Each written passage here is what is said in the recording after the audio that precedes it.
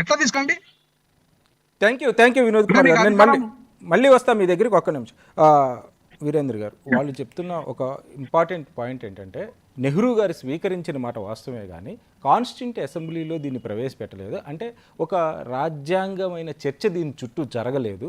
అలాంటి చర్చ జరగనప్పుడు ఇది ఒక రాజ్యాంగ చిహ్నంగా మనం చూడలేము కదా అనేది వాళ్ళ వాదన.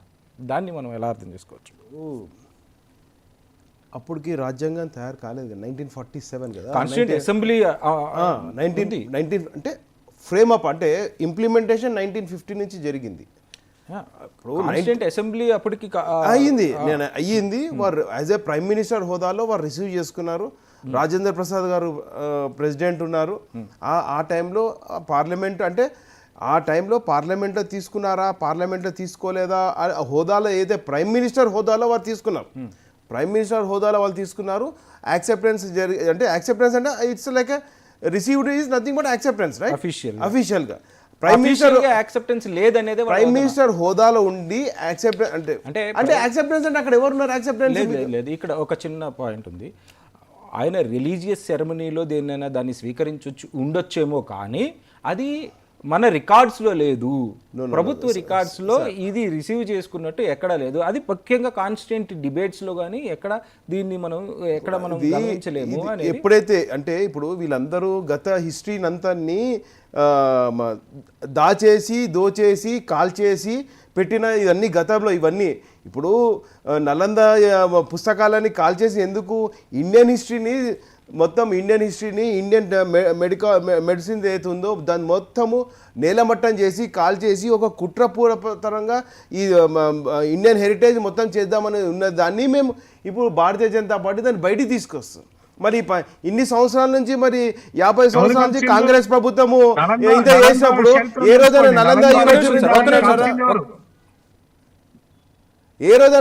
యూనివర్సిటీ గురించి మాట్లాడినారా? ఏ రోజైనా కాల్చింది ఎవరు? బ్రిటిష్ వాళ్ళ నలంద విశ్వవిద్యాలయం కాల్చింది? అంటే కాల్చిందంటే మరి పూర్వ వైభవం ఎవరు తీసుకొస్తున్నారు ఇప్పుడు? గత 50 సంవత్సరాల నుంచి నిద్రపోయిందా కాంగ్రెస్ అని నేను చెప్తున్నాను. ఆ టైంలో ఎవరైతే బౌద్ధాన్ని ఇవాళ ఈ దేశంలో లేకుండా చేసింది ఎవరు?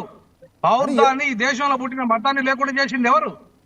ఇప్పుడు నేను పూర్వ వైభవం తీసుకురావాల్సిన బాధ్యత ఎవరిది? నలంద విశ్వవిద్యాలయాన్ని కాల్చి బూడిద చేసింది ఎవరు అనేది నాశనం చేసింది. ఇవాళ వైదిక మీద ఆధిపత్యం చేస్తున్న బ్రాహ్మణులు మా బౌద్ధ ధర్మాన్ని, దేశ స్వదేశీ ధర్మాన్ని సర్వనాశనం చేసిన నలంద విశ్వవిద్యాలయము ఒకప్పుడు ప్రపంచానికి విజ్ఞానాన్ని అందించి సైన్స్ అండ్ టెక్నాలజీ సకల శాస్త్రాలను అందించిన చరిత్ర నలందది. దాన్ని అంతం చేసింది బ్రాహ్మణులు, దాన్ని అంతం చేసింది ముస్లింలు. ఇవాళ చరిత్ర అది ఉంటే ఇవాళ బ్రిటిష్ వాడి మీద అన్ని నెట్టేస్తే బ్రిటిష్ ప్రభుత్వము, బ్రిటిష్ వాడు ఇవాళ ఆయన మీరు 1935 యాక్ట్ చదవండి ఒకసారి. 1935 యాక్ట్ లో ఏముంది? యునైటెడ్ స్టేట్స్ ఆఫ్ ఇండియా అని బ్రిటిష్ వాళ్ళు పరిపాలించినప్పుడు 1947 యాక్ట్ వచ్చిన తర్వాత యూనియన్ ఆఫ్ ఇండియా ఎందుకు మారింది? యూనియన్ ఆఫ్ ఇండియా ఎందుకైంది? అది అసలు యునైటెడ్ స్టేట్స్ ఆఫ్ ఇండియా ఉంటే ఇలా ప్రపంచాన్ని శాసించేటోళ్ళం మనం. యునైటెడ్ స్టేట్స్ ఆఫ్ అమెరికాగా ఉండి ఇవాళ 25 కోట్ల జనాభా 50 చిన్న రాష్ట్రాలుగా ఏర్పడి ప్రపంచాన్ని శాసిస్తున్నది, అన్ని రంగాల్లో అభివృద్ధి చెందింది. యునైటెడ్ స్టేట్స్ ఆఫ్ ఇండియాగా ఉన్న దాన్ని యూనియన్ ఆఫ్ ఇండియా మార్చి ఒక మతమాధిపత్యము, ఒక కులమాధిపత్యము, ఒక భాషాధిపత్యము ఈ దేశాన్ని అశాస్త్రీయంగా విభజించి అన్యాయం చేసింది ఎవరు?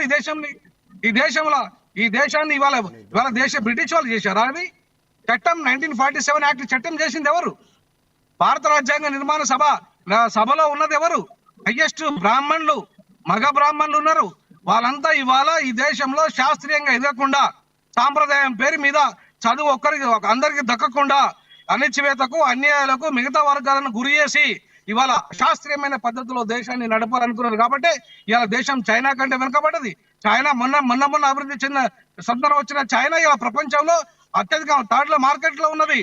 ఇవాళ స్వతంత్ర అది నియంత్రణతో చైనా ఇవాళ అంత అభివృద్ధి అయితే ఒక ప్రజాస్వామ్య దేశం ఎందుకు అభివృద్ధి జరగలేదండి? ఈ దేశము ఇష్టం ఉన్నట్టుగా నీ ఇష్టారాజ్యంగా సాంప్రదాయాలు, అంధకార సాంప్రదాయాలు, అణచివేత, దుర్మార్గాలు ఈ దేశంలో ఉంటే, ఒక మతం ఆధిపత్యం ఉంటే, ఒక కులం ఆధిపత్యం ఉంటే, కొన్ని కులాల ఆధిపత్యం ఉంటే ఈ దేశం డెవలప్ అవుతుందా? అందరికీ సమానమైన హక్కులు కల్పించినప్పుడు. వినోద్ కుమార్ గారు ఒక్క నిమిషం. సాదిక్ గారు మీరు చెప్పండి, అసలు ఈ రాజదండం అనే